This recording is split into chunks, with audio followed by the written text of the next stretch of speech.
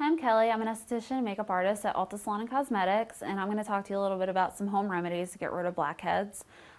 Basically what a blackhead is when you have dirt, oil, and debris clogged within a pore and it becomes oxidized, it turns black. So one thing you can do is to help keep your pores really nice and clean. So be on a good cleansing regimen, make sure you're using a facial cleanser that's appropriate for your skin, and also exfoliating on a daily basis.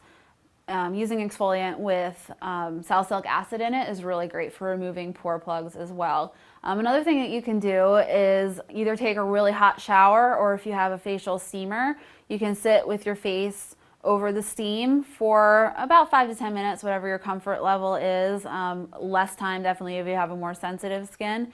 And basically what that's going to do is it's going to bring all of the clogging to the surface, and just make it really easy for you to take your fingers and basically kind of do a little rolling motion. So what you want to do is you want to actually take your fingers, basically roll the skin, and then just kind of do a wiggle motion. You never want to use your nails and actually rip any skin off, because that's going to lead to scarring. So if you just take your fingers and kind of wiggle, after a good steaming, those blackheads are going to just pop right out of the skin.